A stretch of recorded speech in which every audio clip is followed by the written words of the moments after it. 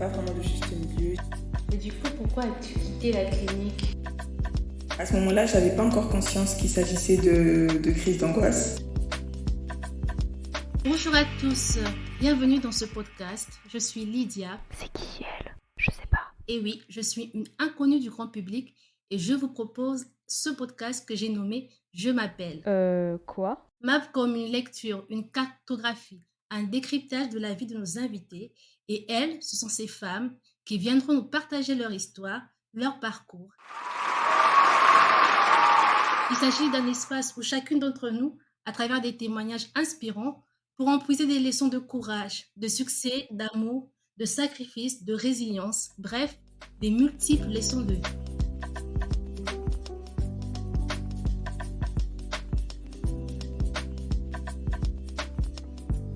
Alors, tout de suite, notre cinquième invitée, elle s'appelle Sarah. Le thème d'aujourd'hui, c'est assumer sa santé mentale et en prendre soin. Bonjour Sarah. Bonjour Lydia. Peux-tu te présenter? Qui es-tu? Que fais-tu dans la vie? Oui, bien sûr, avec plaisir. Alors, je suis Lise Sarah Galessami. J'ai 24 ans, j'habite en région parisienne et je suis écrivaine. Donc, ce que je fais dans la vie, j'écris des livres. Très intéressant. Peux-tu nous raconter ton parcours, commençons par ton enfance, si tu le veux bien. Comment peux-tu définir cette enfance? D'accord, avec plaisir. Je suis née à Brazzaville, donc une ville au Congo. Je suis arrivée en France à 16 ans dans le cadre de mes études et depuis j'y vis. Et pour en revenir à mon enfance, je la définirais comme plutôt assez classique, bien que marquée par une forte instabilité et beaucoup de maux intérieurs. D'accord. Est-ce que tu avais des frères et sœurs? Tu grandis avec tes parents? Quel était ton environnement familial? Alors oui, j'ai des frères et sœurs, mais j'ai pas vraiment grandi avec eux. J'ai plus grandi avec des cousins, des cousines que je considère aussi comme mes frères et sœurs. Et donc si j'ai grandi avec mes parents, non. J'ai grandi avec mes parents, ma mère en l'occurrence, jusqu'à 12 ans à peu près. Et à partir de 13 ans, j'ai commencé à habiter avec ma tante qui est comme une deuxième mère pour moi. D'accord. Le thème, c'est la santé mentale et en préparant cette émission, nous avons échangé sur les crises d'angoisse. Et j'aimerais savoir quand ont débuté tes premières crises d'angoisse, quel âge avais-tu à ce moment-là? Alors mes premières crises d'angoisse ont débuté à peu près 13-14 ans. Je sais plus c'était en quelle année, mais je sais que j'avais cet âge-là. Et donc à ce moment-là, j'avais pas encore conscience qu'il s'agissait de crise d'angoisse. Donc j'avais été diagnostiquée asthmatique et je pensais plutôt qu'il s'agissait de crise d'asthme. Mais avec du recul, je me suis rendu compte que non, c'était bien des crises d'angoisse. Est-ce qu'il y avait des éléments déclencheurs? Est-ce que tu te rendais compte que parce qu'il y a ça va arriver, ou c'était vraiment de façon brusque? Un peu des deux. Parfois, ça arrivait de façon très brusque, sans raison apparente. Et parfois, c'était plutôt lié à des conflits externes. Parce que c'est quelque chose que je vis super mal. Je déteste avoir les problèmes avec les autres. Et donc, il y avait aussi des paroles blessantes qui pouvaient générer ces crises d'angoisse. Donc, les paroles que les autres pouvaient avoir à mon égard, des paroles que j'accumulais et que je prenais pas forcément le temps d'extérioriser, de leur dire que j'ai pas aimé la façon dont tu m'as parlé, ce que tu m'as dit, etc. Et du coup, le fait de trop les garder, ça faisait que ça finissait par des crises d'angoisse. Et comment elles se manifestaient, ces crises? Peux-tu nous décrire les crises d'angoisse que tu avais déjà à ce moment-là? Ouais, c'est pas très évident, mais bon, je vais essayer. Donc déjà, il y a une gêne respiratoire. Après, parfois, en fonction des gens, ça peut s'accompagner de d'autres symptômes. Moi, par exemple, il y avait le fait que j'arrivais plus tellement à parler. Pendant les crises, j'arrivais plus à parler. Je respirais pas normalement. Et j'avais de fortes douleurs au niveau de la poitrine. Donc, comme s'il y avait vraiment une grosse pierre au niveau de ma poitrine qui m'empêchait de respirer, quoi. D'accord. Et du coup, tu l'as dit à un moment donné, les médecins ont diagnostiqué de l'asthme. Au début, oui. Au début, c'était plutôt diagnostiqué comme de l'asthme. Mais après, quand les crises ont commencé à s'intensifier, à s'accentuer, on est allé voir un autre médecin qui, du coup, a expliqué à ma tante qu'en fait, il s'agissait comme je l'ai expliqué en amont, il s'agissait du fait que je gardais trop des choses pour moi. Donc, des paroles, des non-dits, etc. Le fait que je communiquais pas, quoi. D'accord. Et quelle a été la réaction de ta tante ou bien de la famille en ce moment-là? Ma tante, elle a été plutôt compréhensive, même si après, D'accord. bon, ça n'a pas vraiment changé grand-chose à l'environnement parce que tu connais un peu les familles africaines, les paroles, Mhm, etc. Mais bon, c'était mhm. plus, voilà, c'était un peu ça. Donc du coup, est-ce que les médecins que tu as rencontrés à cette époque-là semblaient être vraiment formés ou du moins sensibilisés aux troubles psychologiques? Parce que je comprends bien de dire à quelqu'un que oui, ça vient du fait qu'elle n'extériorise pas, mais est-ce qu'ils n'ont pas cherché à proposer des solutions ou à t'orienter vraiment vers des spécialistes? Non, pas vraiment, parce que bah, c'est un peu enfin, à ce moment-là, c'était encore un peu tabou. Et puis, je pense qu'ils s'y connaissaient pas plus que ça non plus. Déjà que je sais Mhm, même pas s'il y avait des psychologues au Congo à ce moment-là, quand j'y étais encore. Ou à la limite, s'il y mhm, en avait, c'était vraiment hors prix. Et mhm. bah, donc, ça m'était pas spécialement accessible. Donc, non, je pense pas qu'ils étaient sensibilisés plus que ça. D'accord. À part les crises d'angoisse, est-ce qu'il y a eu d'autres symptômes qui se sont rajoutés au fil des années? Oui, alors les crises d'angoisse, bah, elles ont commencé en même temps que le sentiment de mal-être.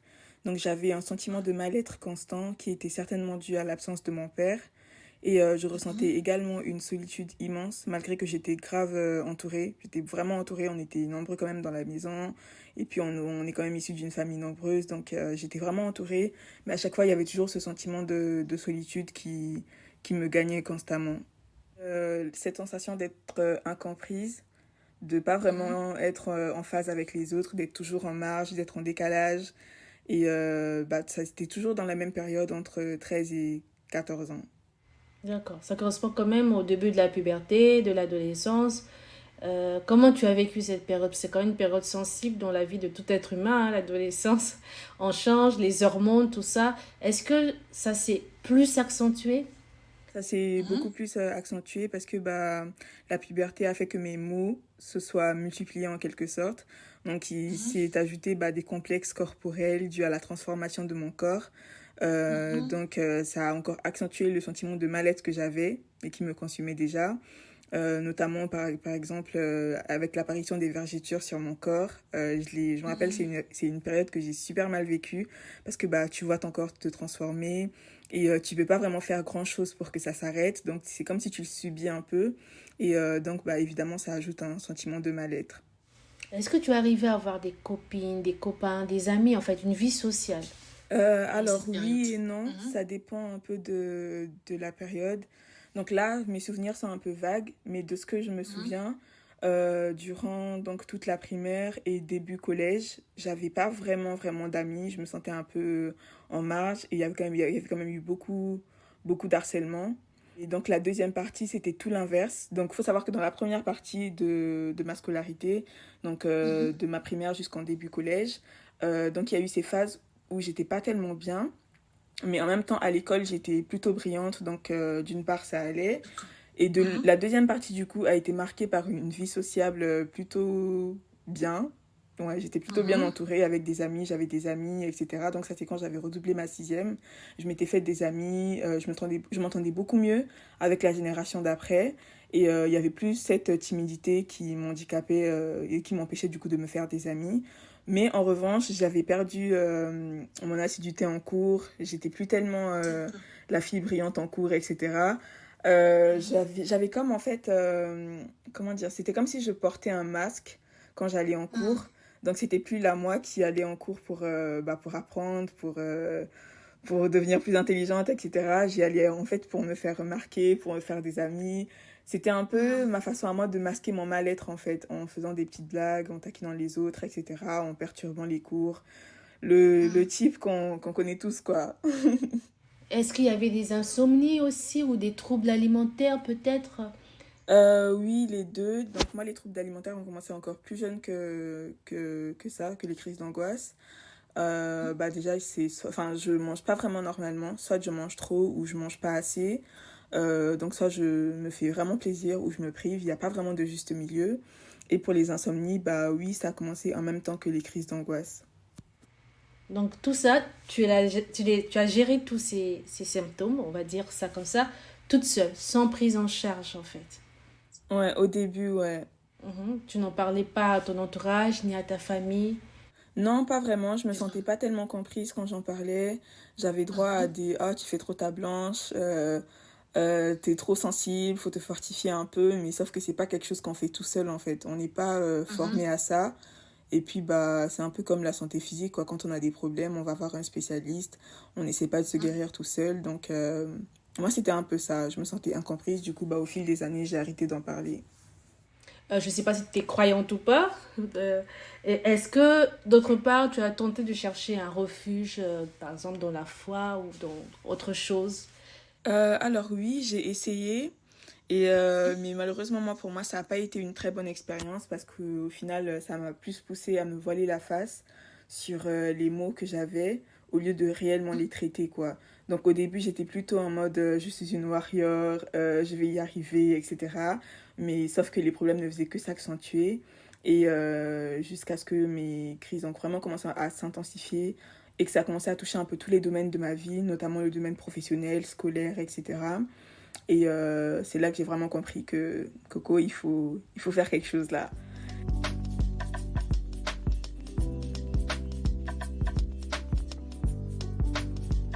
Du coup, tu sors de l'adolescence, tu obtiens ton bac. Pourquoi tu choisis de venir faire tes études en France?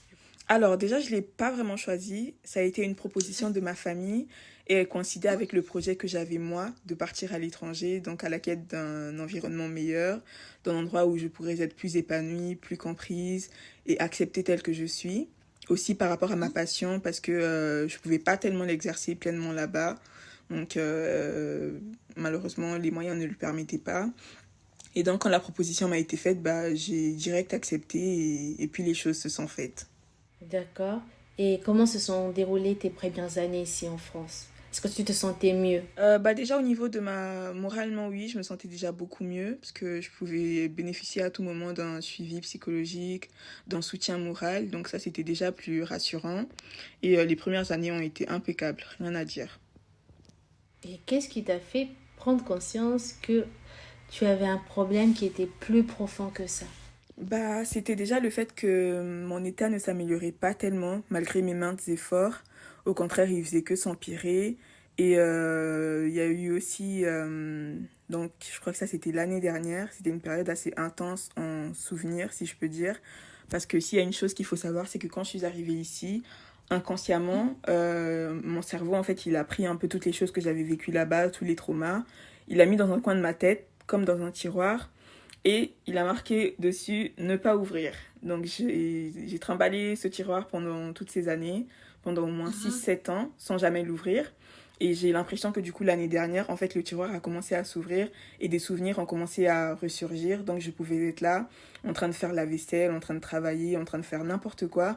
Et là, j'ai un flashback d'un truc que j'ai vécu. Et le flashback, il vient pas tout seul, évidemment. Il s'accompagne du sentiment que j'avais ressenti à ce moment-là. Et, et ça faisait que revenir, que revenir, que revenir, jusqu'au moment où j'ai vraiment compris que bah, il allait falloir que Il y je avait un demande de problème. l'aide. Ouais. Est-ce que tu veux nous parler de ces tiroirs? Parce que j'aimerais vraiment que les personnes qui nous écoutent, que certaines personnes puissent se retrouver dans ce que tu nous racontes. Ces tiroirs que tu avais justement fermés, est-ce que tu peux nous donner quelques exemples? Qu'est-ce qui t'a traumatisé? Qu'est-ce qui t'a... Voilà, quelle est cette blessure psychologique, mentale que tu as portée pendant toutes ces années jusqu'à te rendre compte que tu as besoin d'aide en tout cas? Alors, bah déjà, premièrement, il y a eu... Enfin, j'allais dire la séparation de mes parents, mais déjà, ils n'étaient pas vraiment ensemble. Donc, c'est un peu compliqué. Du coup, j'ai pas Mhm, vraiment grandi avec mon père. Et ça, c'est quelque chose qui m'a énormément marqué. Le fait qu'il n'ait pas été très présent dans ma vie. Il y a eu également bah, les paroles blessantes, comme je l'ai dit, que je pouvais recevoir des personnes autour de moi. Évidemment, les personnes ne s'en rendaient pas spécialement compte, mais moi, c'était des paroles qui me marquaient énormément. On pouvait me dire t'es grosse. Pour moi, c'était vraiment une parole que je gardais dans mon cœur et qui me faisait tellement mal. Je méditais dessus comme quand on médite sur un verset biblique ou autre. Et mhm, c'était vraiment mhm. une parole qui était restée là, quoi. T'es moche, t'es grosse. Enfin, des paroles comme ça reste. Ça s'oublie pas facilement. Et après, il y a eu aussi bah, tout ce qui est agression, harcèlement sexuel. Donc, c'est pas des choses dont on parle facilement. Et le fait que je les ai gardées pendant tant d'années sans jamais vraiment en parler à ma famille, bah, ça fait que mon état s'empirait, quoi. D'accord. Donc du coup, tu avais tout mis dans ton subconscient en fait. Et tout d'un coup, tous ces souvenirs ont commencé à réjaillir un à un. Oui, c'est ça. Est-ce qu'il y a eu un élément déclencheur ici? Est-ce que c'était un moment où tu étais très stressée? Est-ce que tu subissais une pression peut-être au travail, quelque part? Tu penses qu'il y a eu quelque chose qui a fait que ces souvenirs reviennent comme ça? Alors, je pense que l'élément déclencheur principal, ça a été ma déscolarisation, parce que du coup, toujours à cause de ma santé mentale, bah, ça commençait à empiéter un peu sur les autres domaines de ma vie. Donc, notamment sur l'école, j'arrivais plus, mais alors plus du tout à me concentrer sur mes cours. J'avais de fortes difficultés de concentration. Et avant ça, j'avais eu une très mauvaise expérience en entreprise, parce que j'étais en alternance, et j'avais subi un licenciement abusif. Et donc, je pense que c'est vraiment depuis ce moment-là que j'ai du mal à reprendre pied. Et je sais pas, je suis comme tombée dans un trou profond dont j'ai du mal à en sortir. D'accord. Et du coup, est-ce que ta santé physique aussi a été touchée pendant ce moment-là? Oui, énormément. Bah, déjà par la fatigue et aussi par les nombreuses crises, donc que ce soit les crises d'angoisse ou les attaques de panique. Et aussi bah, par cette sensation de burn-out, donc d'avoir une tête toujours pleine. Moi, souvent, quand je l'ai expliqué à mes proches ou même aux spécialistes qui me suivent, l'exemple que je donne, c'est l'exemple d'un sac ou d'une valise qui est trop pleine et qu'on essaie quand même de rajouter des choses. Donc, au bout d'un moment, bah, ça finit par craquer. Et sauf que c'est ce sentiment-là que je porte constamment en moi. Et donc, voilà, c'est un peu ça. Et du coup, tu as demandé de l'aide. Comment? À qui? Comment ça s'est déroulé? Quelles sont les démarches que tu as entreprises? Donc, comme je t'ai dit au début, je m'étais un peu enfermée dans ma foi, dans cette pensée de oui, je suis une warrior, je vais y arriver toute seule, etc. Mais au final, c'était vraiment que se voiler la face, en fait. C'était vraiment que me voiler la face parce qu'au final, bah, ça n'allait pas mieux. Et j'ai fini par comprendre que le problème n'était pas là. Et l'exemple que j'ai pour illustrer ça, c'est comme quand on va à l'école, bien sûr, on croit en Dieu. Mais quand on va à l'école et qu'on a un examen, par exemple, bah, si tu révises pas, Dieu, il va pas venir composer à ta place, en fait. Ou encore quand on est malade physiquement, bah, si on va pas voir le médecin, enfin, on va pas guérir tout seul, quoi. On n'est pas habilité à traiter ce genre de problème. Et c'est pareil pour la santé mentale, donc j'ai compris que bah, il fallait que je demande de l'aide aux spécialistes. Et vers quel spécialiste tu t'es dirigé en premier? Premièrement vers un psychologue qui, au fil des années, des mois, m'a orienté vers un psychiatre. Et donc voilà, c'est ces deux-là notamment. Et du coup, il est arrivé un événement qui a fait que tu te dises qu'il faut te faire volontairement interner. Pourquoi ce choix de te faire interner volontairement en plus? Alors, encore une fois, c'est un peu comme la question précédente sur mon arrivée en France. Ça m'a été proposé et on m'a expliqué un petit peu le cadre de vie qu'il pouvait y avoir, pourquoi c'était utile d'y aller. Et donc, avec tous ces éléments-là, bah, j'ai jugé que c'était peut-être le moment pour moi de passer le cap, de le faire. Comment t'es-tu sentie à ce moment-là? Est-ce que tu étais sereine? Est-ce que tu te disais que c'était ça ou rien? Bah, je pense que oui, c'était un peu ça ou rien. Et je m'étais sentie bah, très rassurée. Et surtout, bah, quand j'y suis allée, je me suis sentie en sécurité parce que le fait que j'habite toute seule, bah, ça aide pas les choses. Donc j'étais constamment confrontée bah, à des pensées suicidaires. Je me sentais pas en sécurité toute seule en fait. C'est comme si j'avais constamment besoin d'être suivie, mais sauf que c'est pas un suivi qui allait m'être assuré tant que j'étais chez moi. Alors qu'en clinique psychiatrique, bah, c'est un suivi dont je pouvais bénéficier à tout moment. Et aussi bah, le fait de ne pas avoir accès à des objets dangereux, bah, ça m'a énormément aidé à surmonter cette période-là. Combien de temps as-tu passé dans cette clinique? Je suis restée, je crois, 1 mois et 2 semaines à peu près. Et comment se déroulaient les prises en charge, les journées, comment ça se passait? Alors les journées, elles étaient très rythmées. Après, c'est vrai que moi, je suis quand même arrivée à une période un peu délicate. Enfin, délicate, oui et non. Donc c'était pendant l'été. Donc il y avait un peu tout le monde qui partait en vacances, qui avait posé ses congés, etc. Ce qui fait qu'au niveau des spécialistes, il n'y avait pas vraiment tout le monde.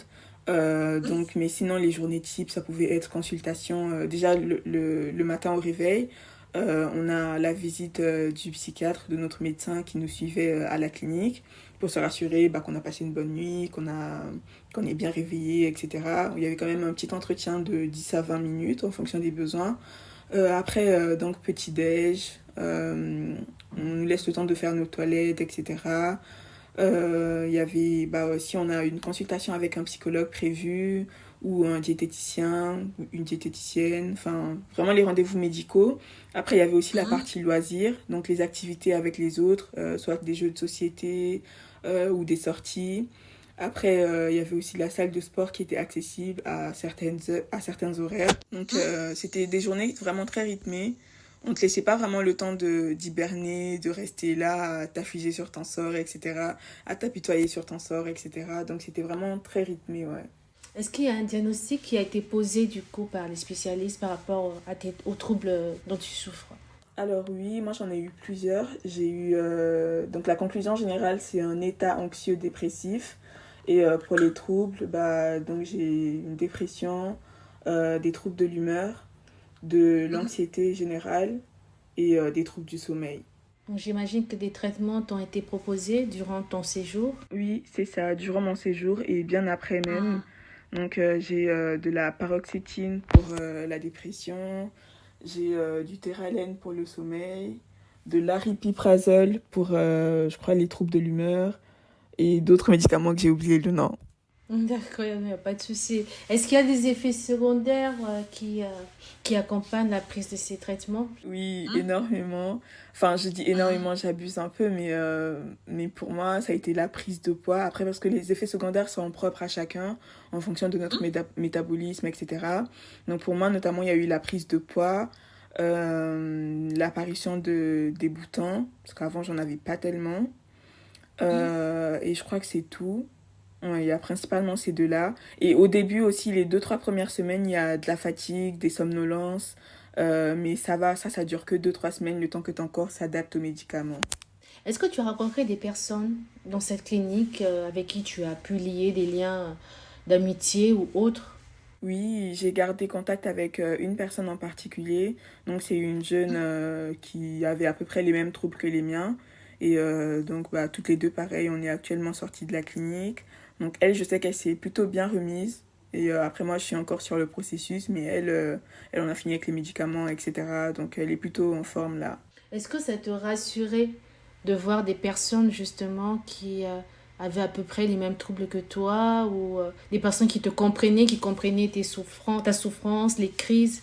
Alors, si ça me rassurait, alors oui et non. Oui, parce que forcément, ça me fait me sentir moins seule. Je me dis pas, ah, je suis anormale, etc. Je me dis que c'est quelque chose de normal dont tout le monde peut souffrir. Et non, parce que évidemment, ça me rassure pas de les savoir aussi mal que moi. Parce que quand on est dans ce genre de mots, c'est vrai que c'est des choses qu'on souhaite à personne, quoi, même pas à notre pire ennemi. Est-ce que vous aviez des permissions de sortie, des droits de visite, des droits de téléphoner? Carrément, oui. Ils nous incitaient même à prendre des permissions. Donc les permissions, c'est au bout d'une semaine, je crois, après une semaine d'hospitalisation. Parce que d'abord, on te garde une semaine où tu as droit à des visites, mais tu n'as pas le droit de sortir. Et à partir de la deuxième semaine, tu as le droit de sortir, d'aller chez toi, passer un week-end ou 2 jours. Mais je crois que c'est 2 jours maximum. On a droit à 2 permissions par semaine, je crois. Et on a aussi droit aux visites, oui. C'est très, très recommandé même. Là, j'allais parfois juste faire du shopping, visiter la ville, dormir un peu chez moi parce que mon chez moi me manquait beaucoup aussi. D'accord. Et est-ce que ta mère était au courant, enfin la famille qui était restée au Congo était au courant de ce séjour en clinique? Alors, c'est vrai qu'au début, j'ai pensé à... Je comptais pas les dire en fait, je comptais pas leur dire. Mais après, avec des conseils d'une grande sœur à moi, enfin, c'est pas vraiment une grande sœur de ma famille, mais c'est ma grande sœur de cœur, dédicace à ma Saran. Vu qu'elle est aussi maman, elle m'a fait comprendre que s'il y avait son enfant qui était dans la même situation, ça lui ferait bizarre qu'elle soit pas au courant. Donc, elle m'a aidé à mettre au courant ma famille. Et du coup, finalement, ce que je craignais, donc qu'ils ne me comprennent pas, c'est même pas arrivé. Ils m'ont bien comprise. Ils ont été là pour moi aussi. Ceux qui sont ici sur place m'ont rendu visite quasiment toutes les semaines. Donc, franchement, ça s'est bien passé à ce niveau-là. Mais du coup, pourquoi as-tu quitté la clinique? Alors, j'ai quitté la clinique. Franchement, j'ai fait une grosse bêtise. Mais bon, ça sera pas à reproduire. Donc, j'ai quitté la clinique parce que, non pas parce que je me sentais en forme ou que je me sentais guérie, parce qu'en fait, au bout d'un moment, au bout de 3-4 semaines, en fait, les 3-4 premières semaines, on est en chambre individuelle. Et donc, au bout de la quatrième semaine, je crois, on te place en chambre double, histoire que bah, ça fasse un peu de la place pour ceux qui vont venir aussi. Et sauf que moi, la chambre double, c'est quelque chose que j'ai quand même mal vécu. Non pas à cause de ma colocataire, mais je sais pas, j'avais du mal à partager mon intimité avec une inconnue en quelque sorte. Et puis je suis quelqu'un d'assez solitaire quand même, donc j'habite déjà seule. Et le fait d'avoir quelqu'un avec moi quand je suis pas bien, bah je sais pas, ça me fait bizarre. Et donc bah j'ai préféré partir. Et quand tu es partie, quelle leçon avais-tu retenu de ce séjour? Est-ce que tu étais sortie avec des résolutions? Quel était ton état d'esprit? Mhm. Je me sentais déjà beaucoup plus forte qu'avant, mais le problème c'est que bah c'est une grosse erreur en fait. C'est un peu comme quand on est malade physiquement, quand on commence à se sentir guéri, un peu débarrassé des symptômes et tout, on se dit ah ça y est, maintenant je peux arrêter mon traitement, alors que non en fait il faut continuer son traitement jusqu'au bout. Et donc moi en fait j'ai un peu surfé sur cette vague de guérison, sur ce semblant de guérison pour me dire ah bah de toute façon c'est bon, je suis prête à sortir. Et sauf que non en fait ça a tenu peut-être quoi un mois. Et après, j'ai recommencé à rechuter et c'est là que j'ai compris qu'en fait, j'étais sortie de façon trop précoce. Et ça, même mon psychiatre l'avait dit à la sortie, enfin, quand j'ai demandé à sortir. Mais bon, ce qui est fait et au moins, j'ai compris ça comme leçon. Qu'il faut prendre Et son temps. il y a eu un suivi après, justement? Oui, normalement. Donc déjà, j'ai mon psychologue de la mission locale qui continue de me suivre jusqu'à présent.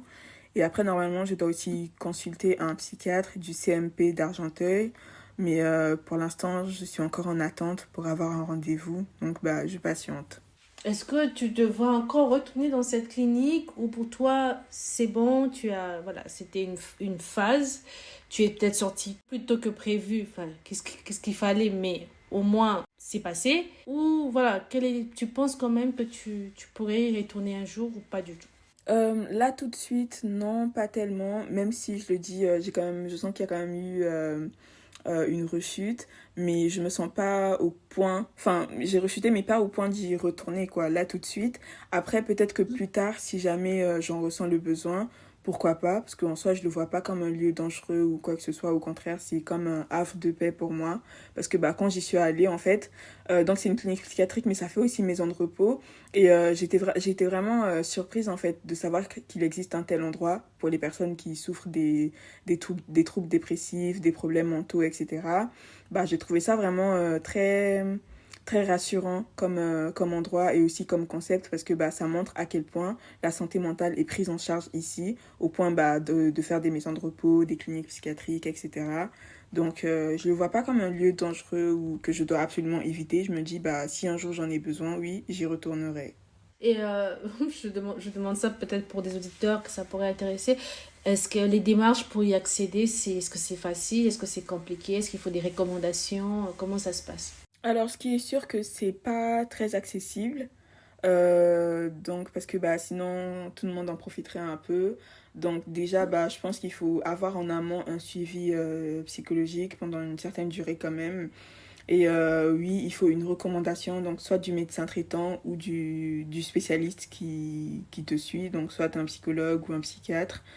Généralement plus un psychiatre, ouais, parce que c'est lui qui est habilité à prescrire des médicaments, des hospitalisations, etc.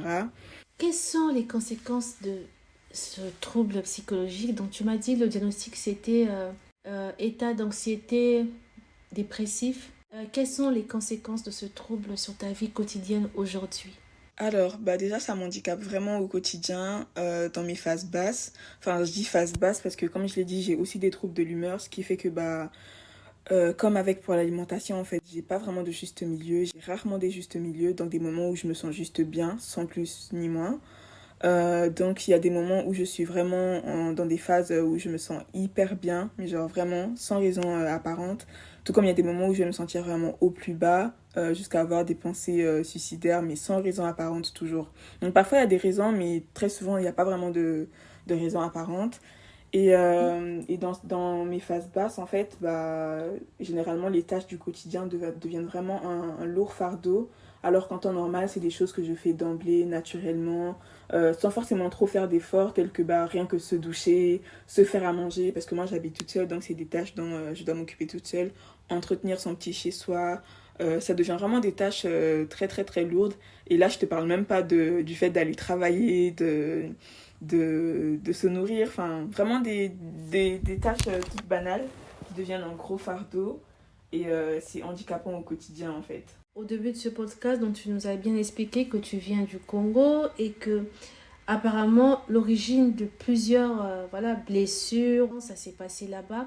As-tu des projets de retourner au Congo et comment envisages-tu ce séjour s'il devrait se faire? Alors oui, il va se faire et je le porte à cœur du coup depuis un an maintenant. Parce que les 7 premières années, oh là là, mais j'avais une telle aversion pour mon pays d'origine. Tu me disais d'y retourner, mais pour moi c'est comme si tu me disais de retourner en enfer. En fait, c'était hors de question, je ne voulais même pas y retourner et je le vivais très bien en plus. Donc j'ai commencé à ressentir le besoin d'y retourner après que j'ai commencé à me faire soigner. Donc quand j'ai commencé à extérioriser tout ce que j'avais vécu de mon enfance, etc.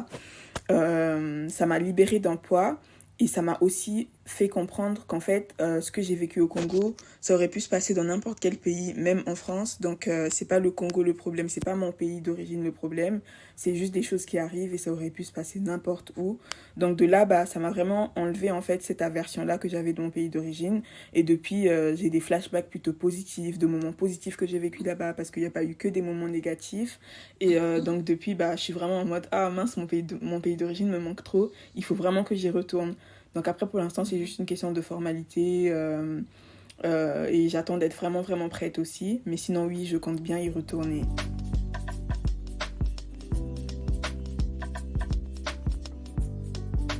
J'allais revenir à cette question, mais tu y réponds déjà à moitié. J'allais te demander est-ce que tu arrives néanmoins à te projeter dans l'avenir? Alors, si j'arrive à me projeter dans l'avenir, oui et non. Et c'est marrant parce que j'ai eu cette question il y a à peu près 2-3 jours. Et j'ai d'emblée répondu oui, mais en fait avec du recul je me suis rendu compte que non, pas vraiment. Donc je m'explique, parce qu'en fait la projection que j'ai de mon avenir ne correspond pas tellement au monde réel. Donc là déjà, moi par exemple dans ma tête j'envisage de vivre de l'écriture, ce qui n'est pas une chose très évidente. Mais après pour l'instant j'y travaille parce que je me dis vaut mieux avoir essayé que de regretter plus tard. Et comme je l'ai dit en amont, j'arrivais plus du tout à me concentrer sur que ce soit sur les cours, sur le travail. J'avais constamment des crises d'angoisse, ce qui m'a valu d'ailleurs ma démission à mon dernier poste. Et j'arrive plus du tout en fait à avoir cette vie classique, travailler pour quelqu'un, etc. J'arrive plus du tout, donc je suis vraiment dans une optique où je travaille à fond sur mes projets personnels et après on voit ce que ça donne. Donc je sais pas si c'est une projection, mais voilà. Penses-tu qu'on peut guérir totalement des troubles psychologiques? Franchement, si on peut vraiment en guérir complètement, pour l'instant, je reste un peu dubitative dans le sens où, moi, par exemple, pour parler de mon expérience, pendant que je passe du temps à traiter sur les événements de mon passé, il y en a d'autres qui se rajoutent dans le présent. Et du coup, ça fait comme si on entre dans un cycle sans fin, en fait. Et du coup, je sais pas trop, mais à côté de ça, j'ai quand même vu des gens en être guéris totalement. Et donc ça me donne de l'espoir. Mais en tout cas, moi, pour ma petite expérience, jusqu'à maintenant, je reste un peu dubitative. Parce qu'il y a tout et n'importe quoi qui peut le faire déclencher, en fait. Rien que, par exemple, pour illustrer un petit peu mes propos, la dernière fois, je suis allée au cinéma, j'ai regardé un film. Et c'est un film, en fait, qui a fait écho à un événement que j'avais vécu. Et je suis sortie du cinéma en larmes, littéralement.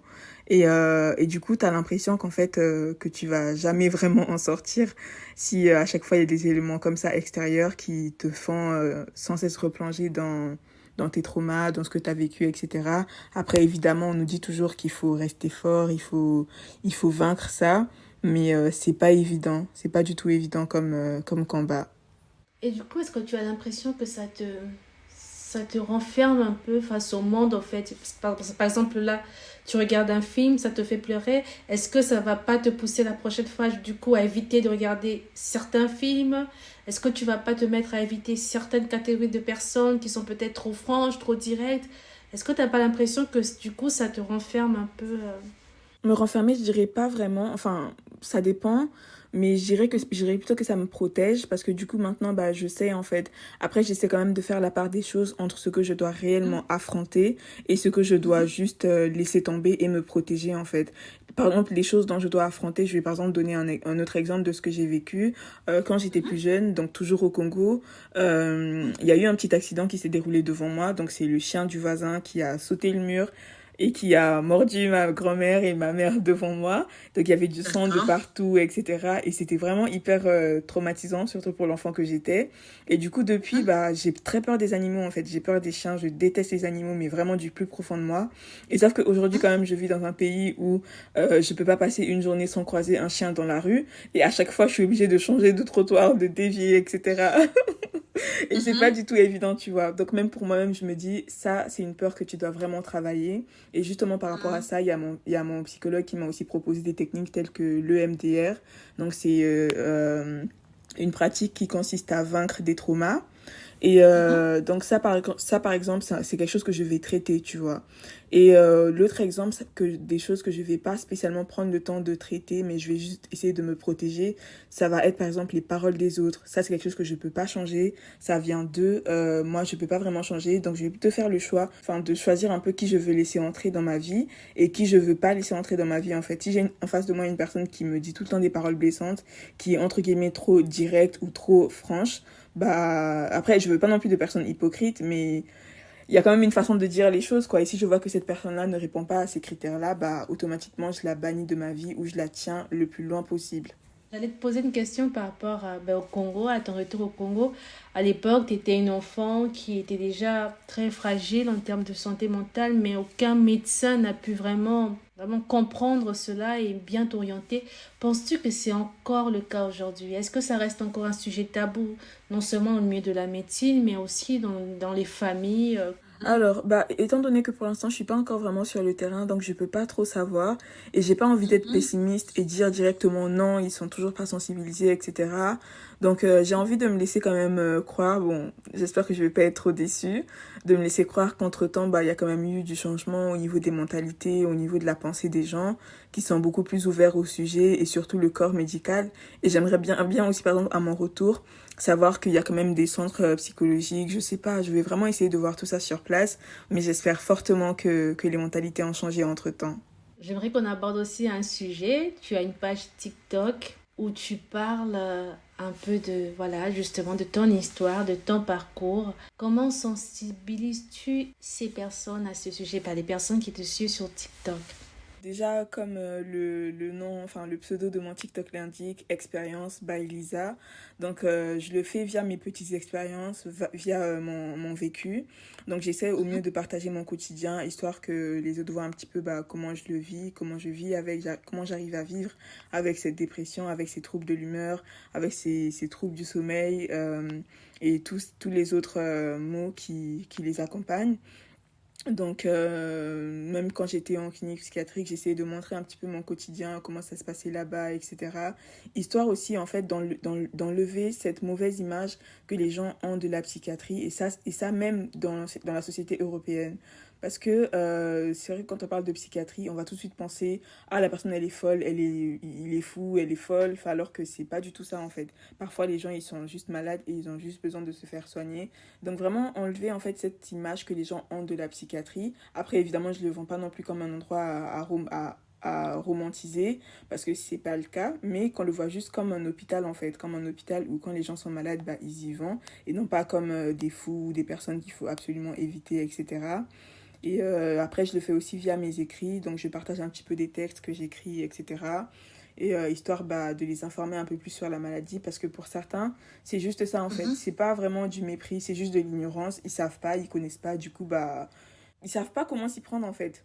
Ils savent pas comment s'y Mhm. prendre. Donc, je pense qu'il faut vraiment les apprendre, leur tenir la main, leur montrer en fait comment il faut se comporter avec une personne hypersensible, comment il faut se comporter avec une personne dépressive, etc. Donc, c'est un peu ce que j'essaie de faire. Mais d'où t'es venue cette idée, en fait, de te mettre à sensibiliser? Parce que tu aurais pu juste tracer ton chemin, chercher à te soigner, mais pourquoi sensibiliser autour de toi les personnes à ce sujet?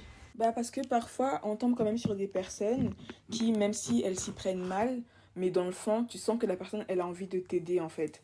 Et sauf que du coup, moi, j'ai déjà eu ça même au cours de mon expérience. J'ai eu plein de personnes qui ont essayé de m'aider, même si finalement ça a très mal tourné parce que bah, c'est l'effet inverse qui s'est produit. Donc au lieu de m'aider, ils m'ont encore mis plus mal que ça.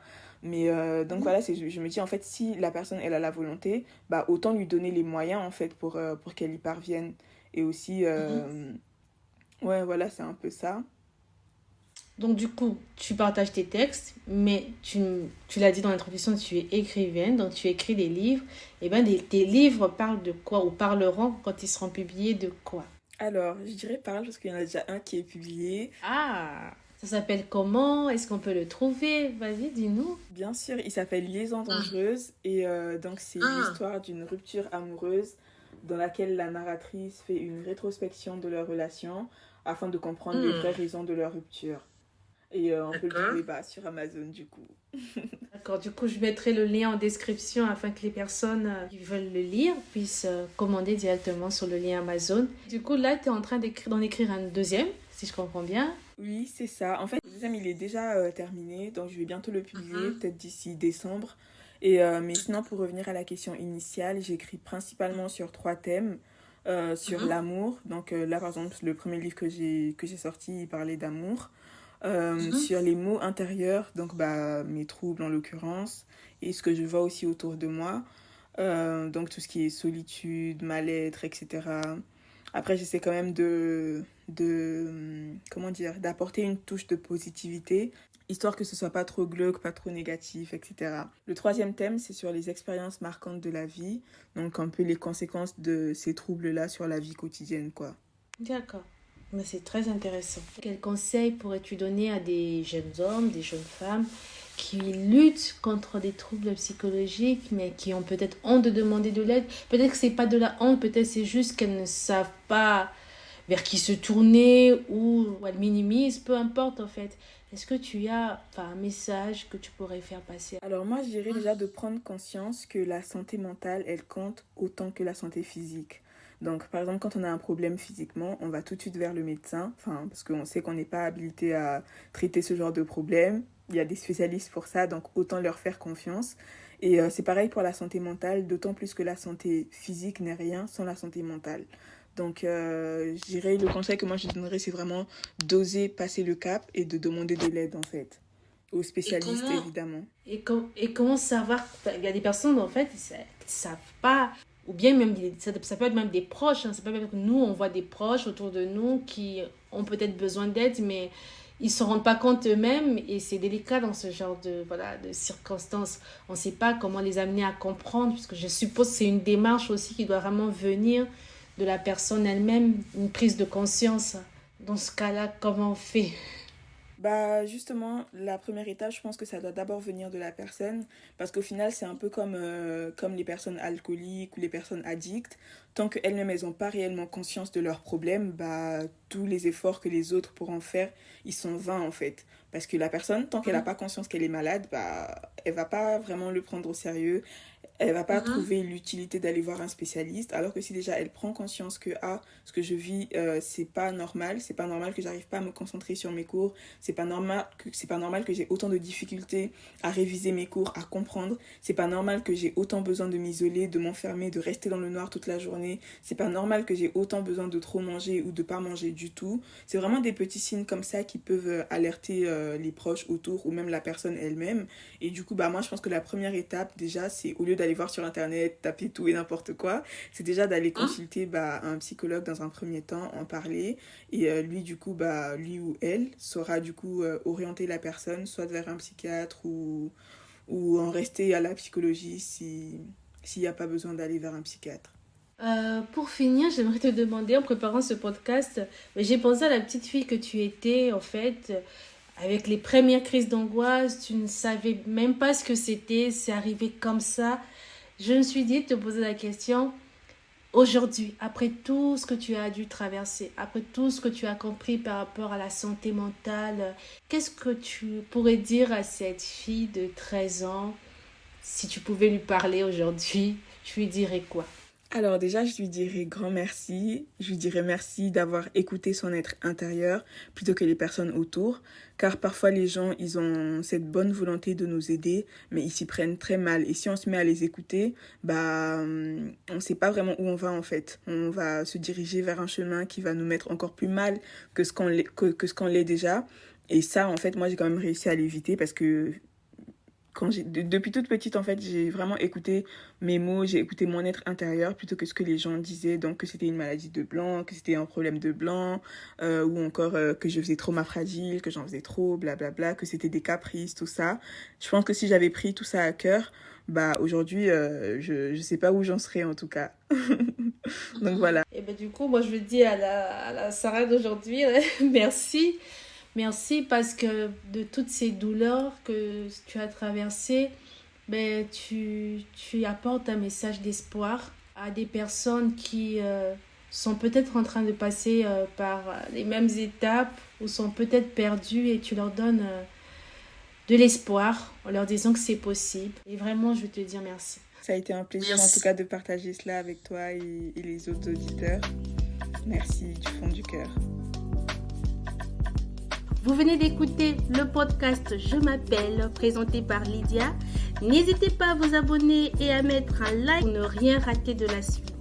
Vous pourrez trouver les liens des réseaux sociaux de notre invité en description juste en bas. Je vous dis au prochain épisode.